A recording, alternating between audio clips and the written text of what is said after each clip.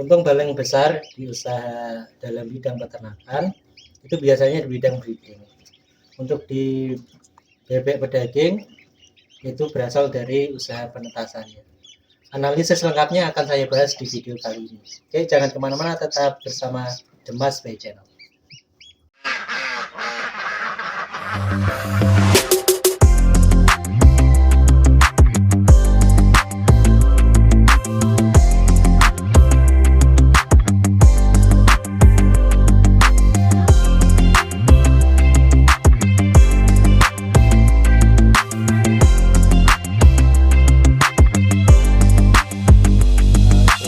Menemukan resep-resepnya atau pola-pola budidaya di sana. Kita memegang kunci.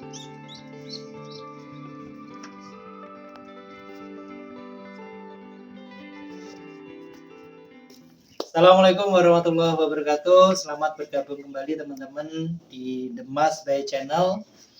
Saya ucapkan terima kasih banyak bagi teman-teman semua yang sudah senantiasa setia membersamai kita di channel ini. Semoga usahanya semakin besar dan semakin berkah insya Allah. Di video kali ini paling tidak kita akan membahas 5 hal terkait dengan usaha penetasan bebek pedaging. Yang pertama terkait dengan analisis mesinnya seperti apa, kemudian biaya produksinya meliputi listrik dan lain sebagainya.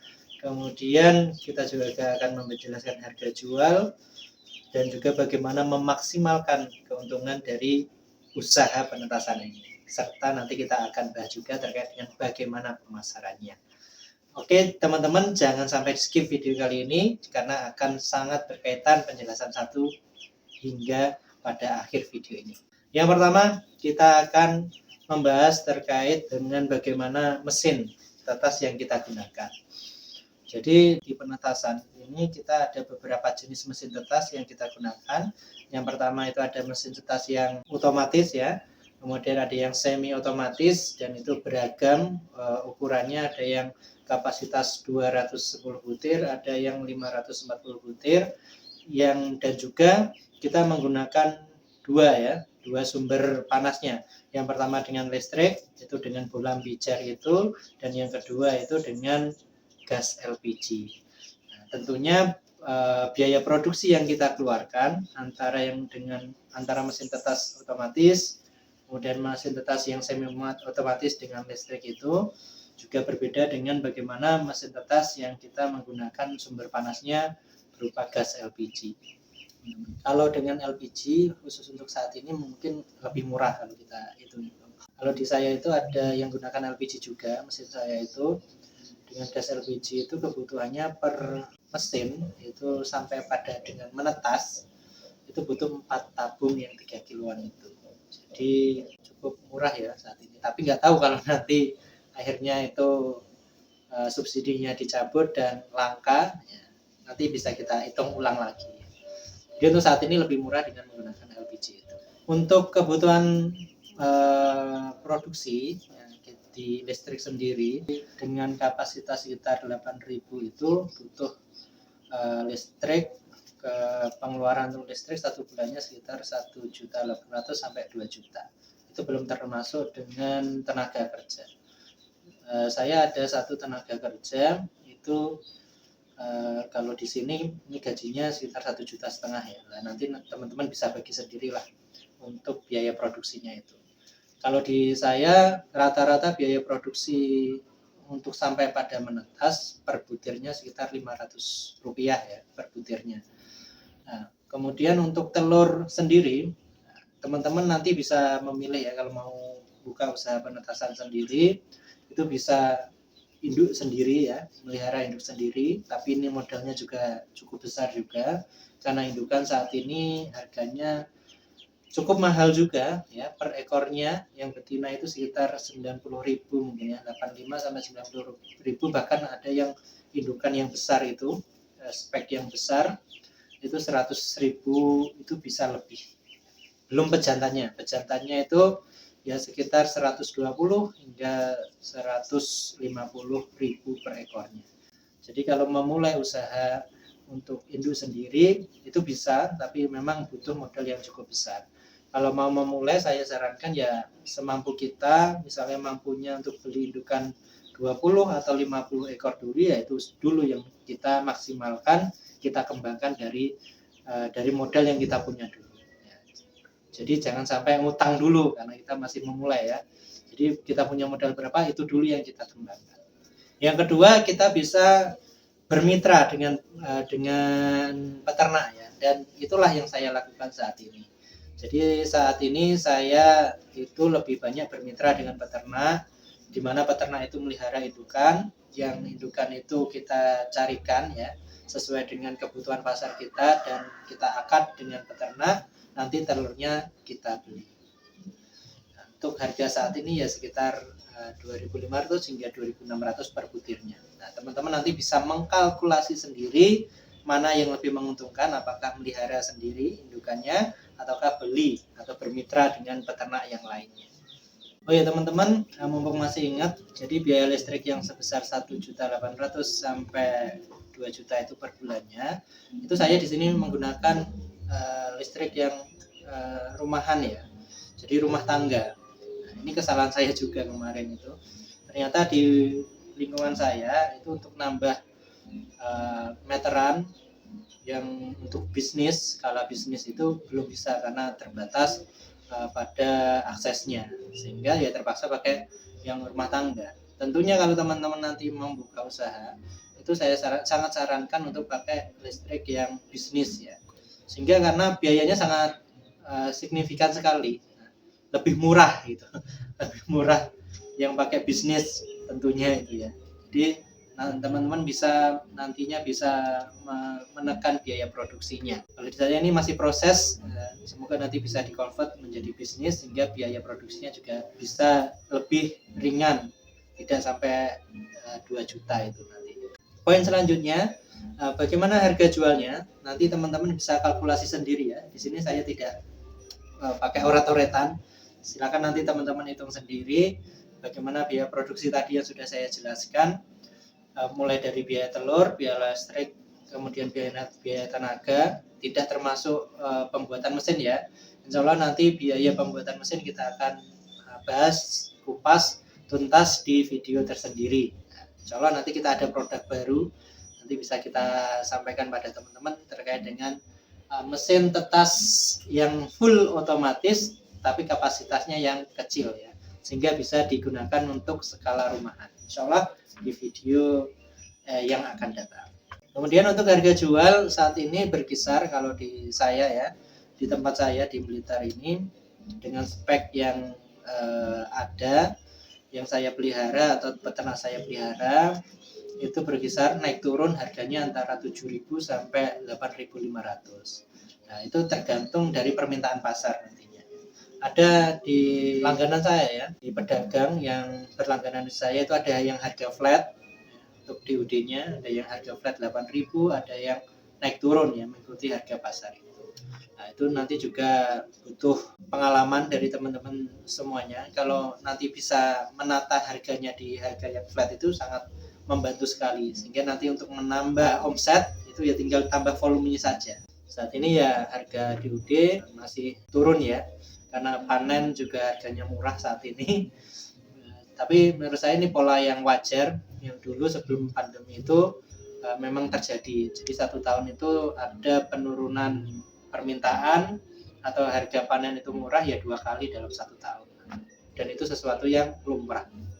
Tinggal bagaimana kita antisipasinya sehingga usaha kita tetap bisa bertahan ya, masih bisa tetap eksis, dimana ketika permintaan itu rendah kita masih tetap bisa bertahan. Untuk harga jualnya segitu teman-teman, dan bervariasi di penetas yang lain juga berbeda tergantung segmen pasarnya yang mereka tentukan sendiri kan itu ya.